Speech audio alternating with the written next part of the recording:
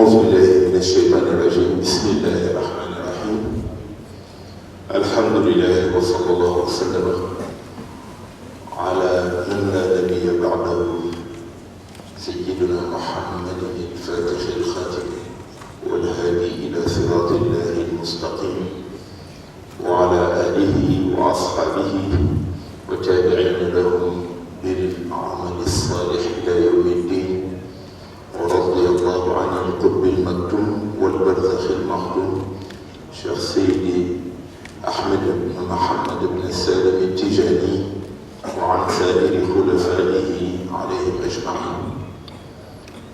mbokku Sénégal mbokki journaliste yi ñuy dégg ñu ngi teg sunu kàddu ci kàddu waajur wi nga xamante ni moo fi jóge léegi gannaaw moom sunu rakk Seydi Abdul Hamid ci yéene kilifa gi nga xamante ni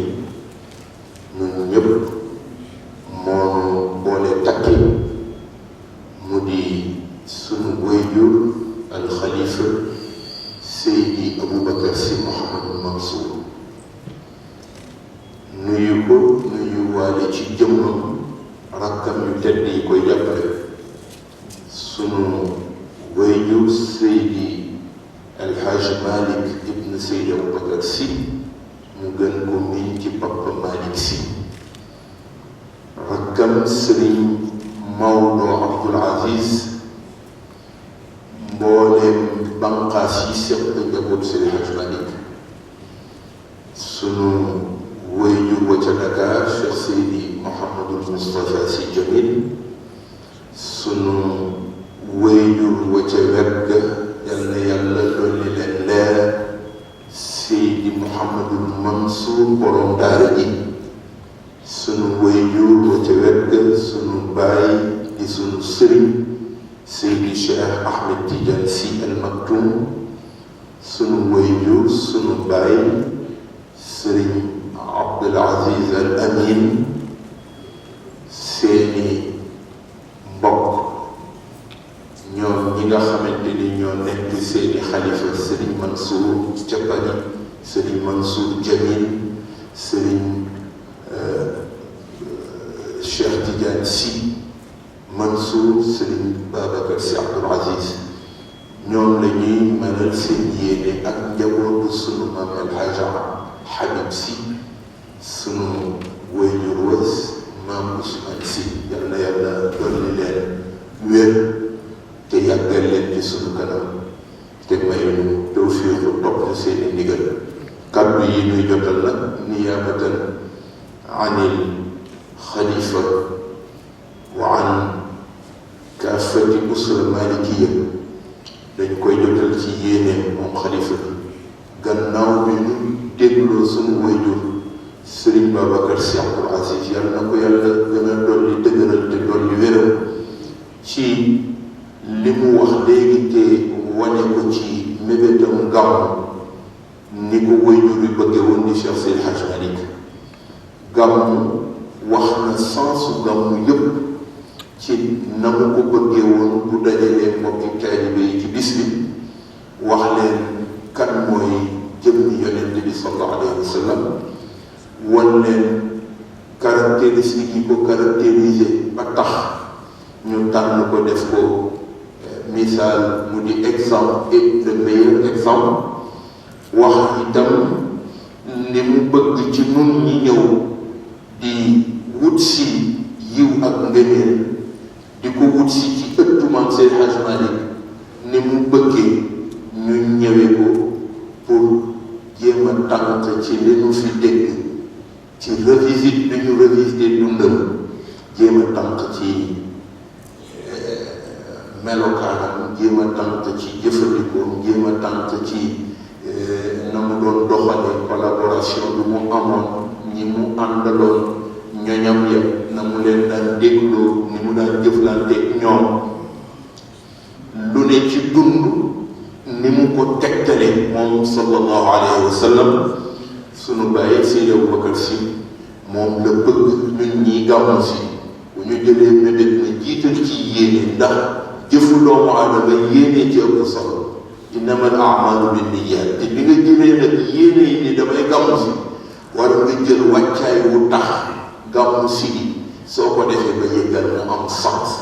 wax nañu itam ni bu sañoon du ñu ñëw rek ni dañuy ñëw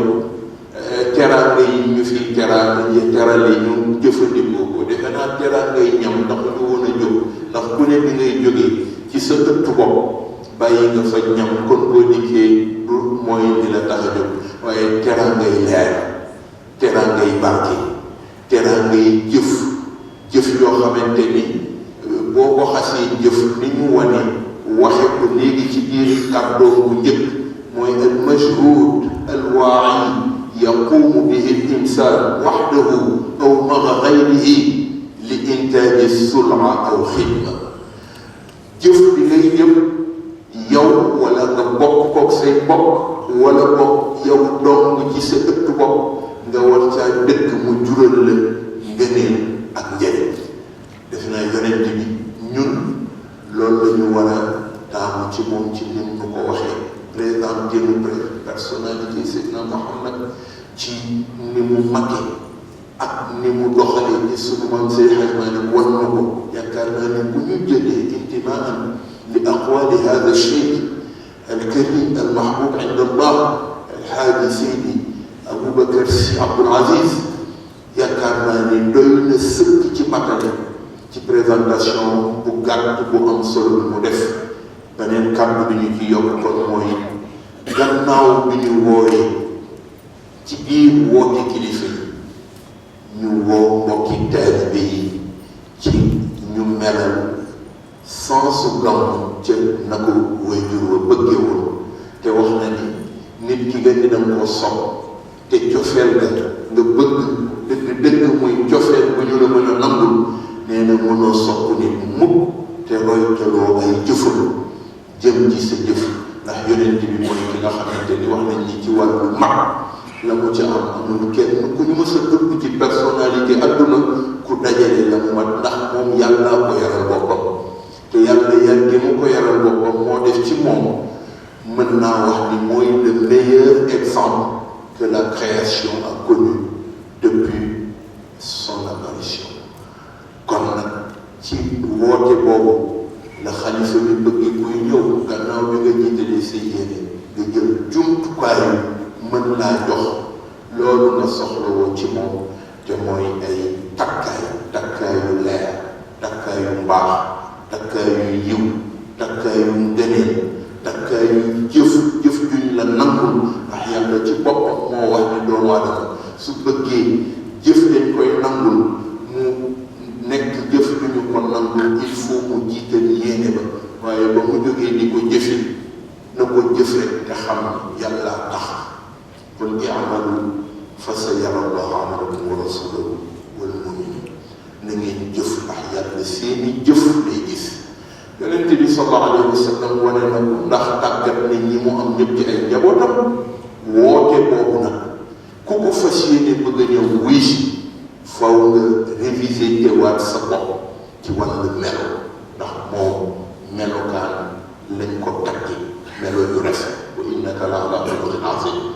yonent boobu moom la ñu Seydi Hadji Malick wan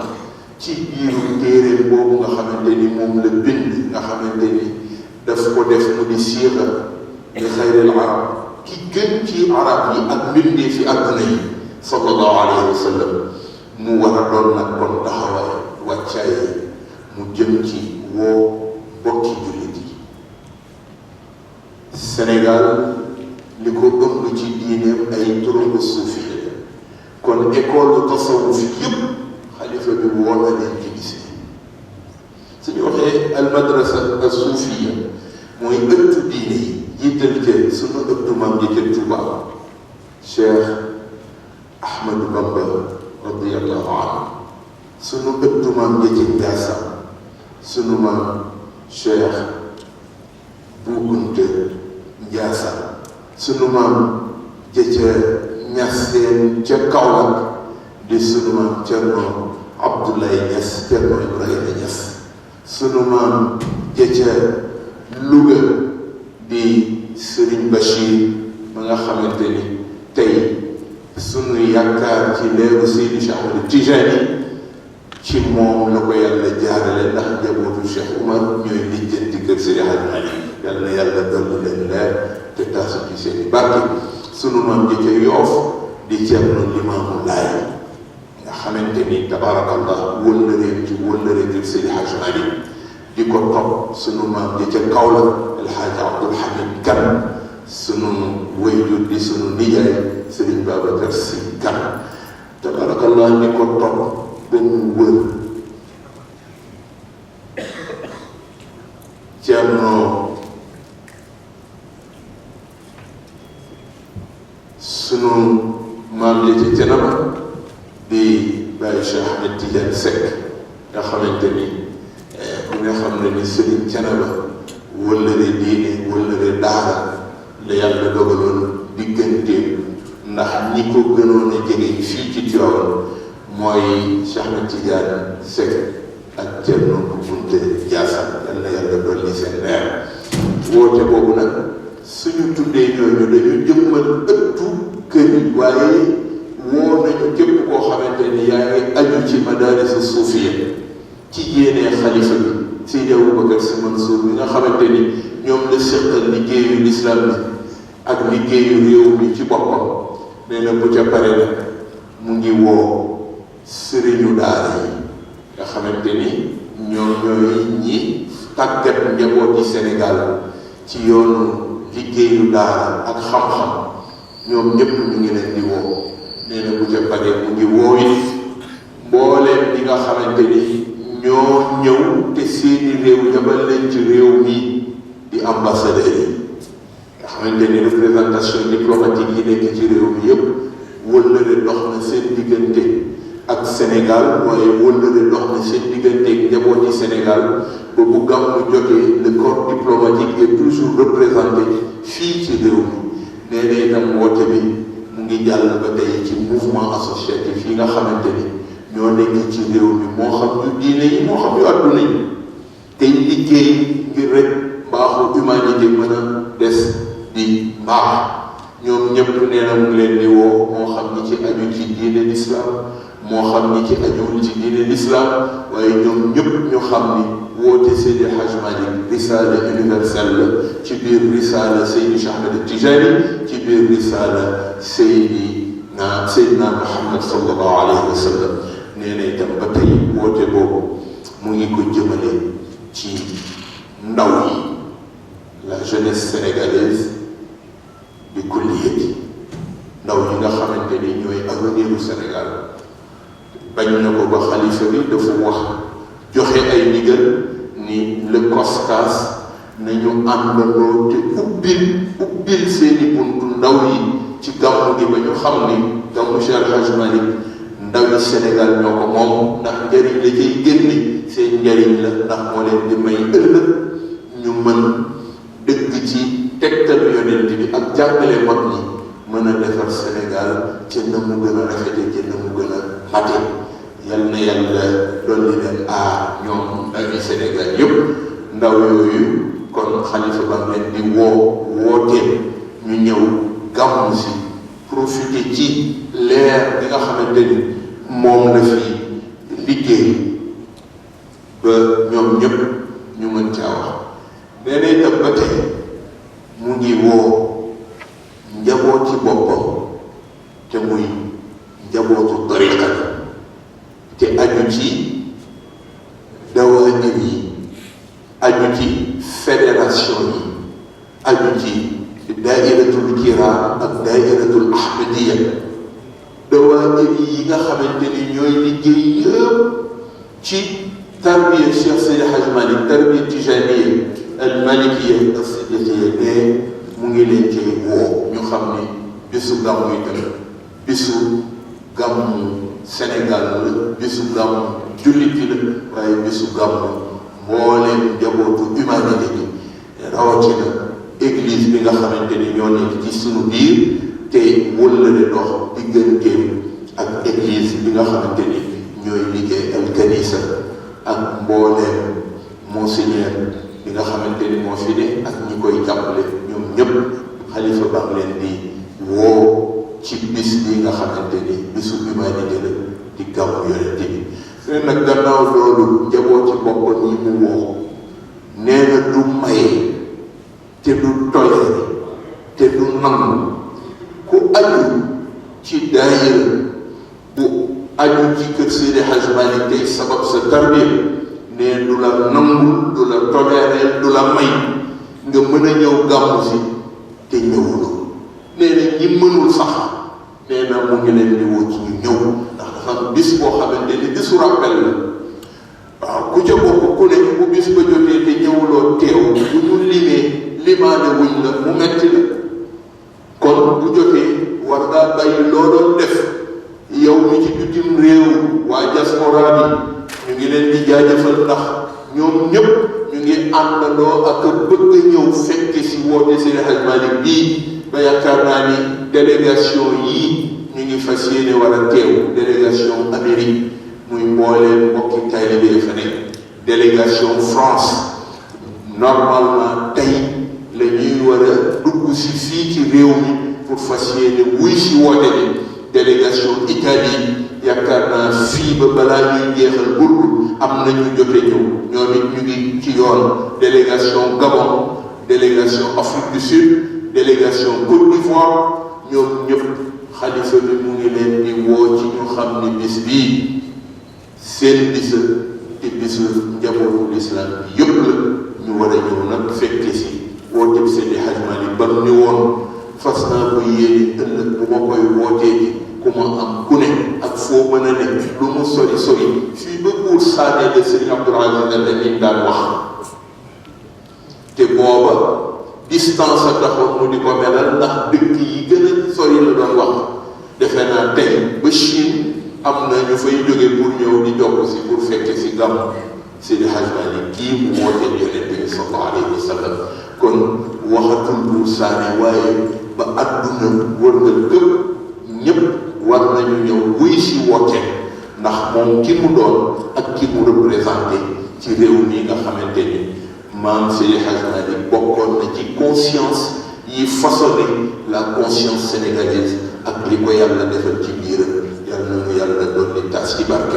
woote boobu nag mu jëm ci ñi nga xamante ni ñooy indi njaboot yi jëm ci wàllu oto yi chauffeur yi koy dawal transporteur yi yoonu ñëwin yi tabaarakallah waaye comportement bi nga xamante ni ku ne moom nga war a àndal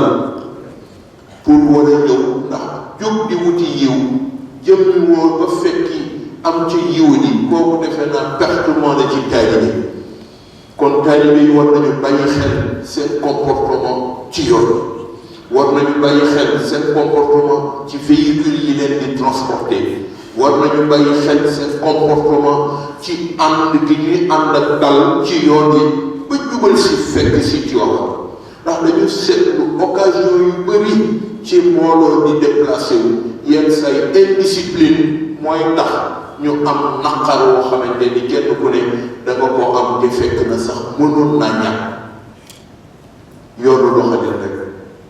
dawalin wu jekk ni yàkkamti ci yoon yi chauffeur yi ci seen bopp bëgg kenn ku nekk jël ci teranga boo xam ni ëpp na te fekk na kenn ku ne da nga mën a jël rek ngay jël ñenn ñi di ko topp ci wutin woowu ak bëgg wala mébét mu ëpp ba tax njaboot gi nga yëpp doo ko wàcce à bon port doo ko wàcce ci jëmuwaayam boobu itam wax dëgg yàlla neexul moo tax xalifa bi ni dañu insister lool ci wàllu yoon yi ci comportement yi tàmmale ñun ñi nga xamante ni ñooy jël oto yi suñu yéenee ñëw nañ ko ak ci foofu te ànd ak sellte ndax bokk na ci ak jullit li ñu ko dig soo demee ba bëgg yéeg oto pour fas yéene tukki nga jiital laa bu jëmm nag laa bu xol moo koy jiitu laa bu jëmm laa bu xol moo koy jiitu ak laa bu yéeg nga jiital la purification boobu ngay àndal ci oto bi du dox doo wax caaxaan doo def luñ lay tere doo ko fecc ci yoon wi doo jël jëfandiku jamono li xew nit ñi xale yi surtout cigarette yi ak yeneen loolu xewul ci yoonu Tiwaawan li xew ci yoonu Tiwaawan mooy comportement yu rafet jikko yu rafet un bon port vestimentaire sol yére yu set àndandoo ak ñi nga àndal ñoom ñëpp ñu am même yéene day yéene nga àndal ngeen am yéene bu ngeen duggee ci oto na ku nekk jël sa kurus loo jàng ci salaatu ala nabi ak bépp siira boo ko jàngee du doy loo jàng ci alquran ak noo ko mën a jàngee du doy na yéene ba rafet loo jàng ci aqwalu nabi sallallahu alayhi wa sallam wala al awraadul qaadisiya loo ci mën a dajale du doy parce que yooyu mooy sa njëriñu yoon te moo lay aar ci musiba yi yoon te musiba yi yoon dafa am loo yëg ca yoon la ak loo dul yëg ca yoon la te lépp a ngi ràbbat ci sa yoon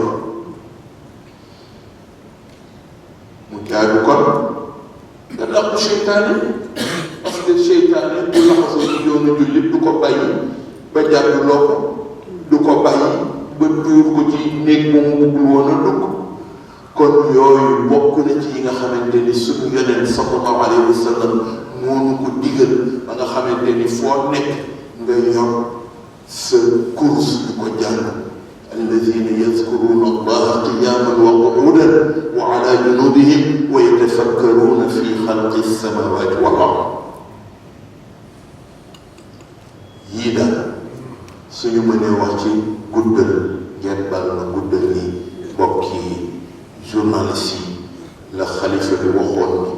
ni nañu ko wax te insisté ci mu di woote gannaaw ba mu nuyoo ziar sant mbooleem ñi nga xamante ni tabarakallahu ñoo nekk di jàppalante ak borom réew mi ngir bis bi mu nekk bis bu rafet te léegi ministre de l'intérieur jóge na fi tabarakallahu monsieur Ali Boy Ndiaye ak mbooleem chef de service yi mu seqaloon ci liggéeyu gàmmu depuis le CDD du comité départemental jusqu'au CRD du comité régional jusqu'à la réunion du ministère de l'Intérieur ba tey ñu war a def la réunion d'évaluation ici même dans la ville sainte de Tivaouane la belle yaakaar naa ni tey képp koo xamante ni ñëw nga fi xam nga ni am na ku mbiram di yëngu te kooku mbiram di yëngu nag kenn la mu di Cheikh El Hadj Malick te Cheikh El Hadj Malick mbiram su yëngatoo ci Sénégal yëpp ko war a yëg waaye adduna bi yëpp ko war a yëg te foog naa ne adduna bi yëpp yëg nañ ko kon nag yàlla na yàlla may wér fekki ak tal yéen mbokki journalistes yi ñi ñu tudd ak ñi ñu tuddul ñëpp ñu ngi yëg seen teewaay xalifa bi mu ngi leen di sant di leen jaajëfal ci taxawaay yi nga xamante ni du ngeen dañ ànd ko kër gi gunge leen ba ñu am ndam ci lii nga xamante ni ndamal réew mi la ndamal humanité bi la ndamal l'islam bi wassalaamu aleykum wa rahmatullahi taala wa barakatuhu. Ce sera aussi une occasion inédite de conseil et d'exhortation aux gouvernants dans un contexte de crise multiforme, touchant les populations dans leur être et leur bien-être. Le Gamou, c'est aussi un moment pour revisiter le patrimoine culturel et intellectuel, la Tijaniya, à travers les enseignements de cet inconnu de la nation qu'est El Hadj Malick Sy, pour paraphraser Seydina Cheikh Ahmed Tijani, qui lui a consacré un opuscule pour le faire découvrir à la nation sénégalaise. Nous ne nous attarderons pas sur le contenu des programmes d'animation, puisque un dossier de presse a été déjà préparé par la cellule Zawiya Tijaniya et sera mis à votre disposition. Un dossier qui contient tout ce qui doit vous intéresser pour traiter l'information comme vous le souhaitez. Nous évoquerons brièvement pour permettre à ceux qui nous regardent et nous écoutent d'en connaître la quintessence. Comme vous le savez, le Gamou a toujours été, depuis ses origines, un espace et un temps de bouillonnement intellectuel. Raison pour laquelle nous avons décidé, lors des rencontres scientifiques qui se tiendront les 6 et 7 novembre 2019 à Tivaouane, de convoquer la problématique de l'éducation dans notre pays. Et quand je parle d'éducation, c'est la mendicité des enfants des Dara et l'une des plaies béantes que notre société doit littéralement éradiquer. L'État tout seul ne pourrait y arriver. C'est donc une conscience collective de tous les acteurs de l'éducation et de l'enseignement religieux, unis dans une ferme et même volonté d'y trouver une solution durable qui permettra de la résoudre. Tivaouane, en tant que terre d'éducation aux valeurs, à travers la Cellule Tijania, veut donner sa position et sa contribution à la réflexion en invitant tous les acteurs de l'éducation à travailler ensemble, de ne plus voir dans nos rues et dans les dédales de nos quartiers cette image hideuse d'une enfance maltraitée, décharnée et souvent exploitée au nom de la quête d'un savoir hypothétique parce que déjà hypothétique.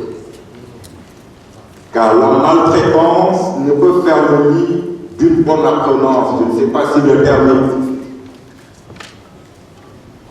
Loin de nous d'être des donneurs de leçons, mais un problème, on le résout. À défaut de le résoudre, il faut oser le poser. Cette position qui est la nôtre est celle qui est conforme à l'essence de la philosophie éducative de Maulana Cheikh El Hadj Malick Sy. Celui-là même qui avait refusé de livrer les apprenants placés sous sa responsabilité à l'enrôlement imposé par le colonisateur au chef religieux lors de la Première Guerre mondiale, préférant sacrifier son aîné Sidi Ahmed Sy, et ceci pour racheter le sang de ses enfants, confiés à lui par le parent pour les former et les éduquer. Celui-là avait compris que l'avenir d'une nation, quelle qu'elle soit, passe par la protection et la préparation de cette frange fragile que sont les enfants. Voilà la raison pour laquelle nous avons choisi de parler de ce thème qui interpelle notre conscience. Au-delà de cette rencontre, les autres temps forts qui mériteront votre attention, ce sont les séquences de beaucoup populaires, qui sont une innovation que nous avons amenée pour permettre une meilleure restitution de cette œuvre magistrale de la littérature universelle aux couches les plus jeunes. C'est dans cet esprit que pendant les 10 jours qui précéderont le Maulid, partout au Sénégal et dans la diaspora où les Sénégalais sont installés, les talibés tijanes sont installés, des séquences de groupes sont organisées pour une meilleure restitution à la fois du texte, mais également une délivrance des messages déjà validés par nos autorités, en l'occurrence le Khalif général de Tijane et la famille de la Malick. Au-delà des cours populaires, évidemment, comme vous le savez tous, le dernier jour de Côte est un retour à la source à travers le dernier mot qui sera célébré ici à Tivaouane et qui permettra d'imprégner les pèlerins qui viennent pour le Gamou sur le sens du Maulid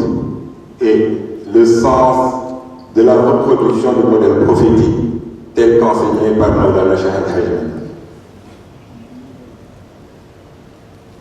Évidemment, il y a aussi le Forum de la jeunesse organisé par la commission jeunesse du COSCAS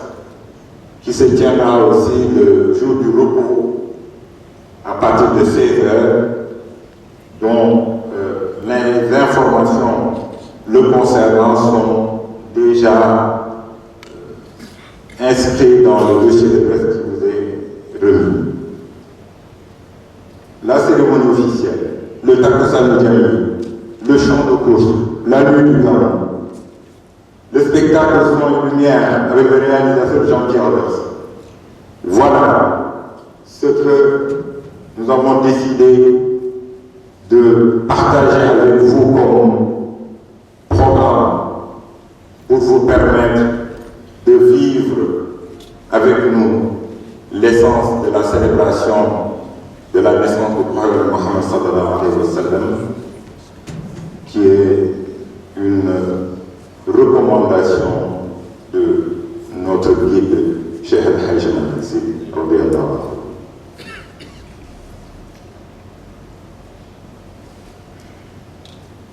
Nous souhaiterions également aborder avec vous les questions relatives aux conditions d'exercice de votre métier lors du Gamou, avec tout ce qui est relatif un peu aux accréditations, à l'évacuement et aux dispositions pratiques prises pour vous faciliter votre travail de relais d'information. Pour cela, je laisserai le soin à mes autres collègues de la cellule Zawiya Tijaniya pour vous en donner l'économie et la quintessence. Je sais compter sur votre sens du sacrifice et du dépassement en vous promettant que la cellule Zawiya Tijaniya ne ménagera aucun effort aux côtés du COSCAS pour vous faciliter votre travail, que ce soit dans le cadre de la commémoration du Gamou ou dans le cadre de la visite que le président de la République, son Excellence M. Macky Sall, va effectuer à Tivaouane, dont la date est retenue, c'est normalement lundi prochain. Voilà un peu ce que je voulais partager avec vous, en laissant la parole à Serigne Moustapha et ensuite au président de COSCAS, Serigne Moustapha, pour donner les orientations pratiques sur l'organisation de manière générale et qui sera complétée par Mme Swanson, qui est le président du COSCAS. Je vous remercie de votre aimable attention. Assalamu alaikum wa rahmatullahi wa barakatuh.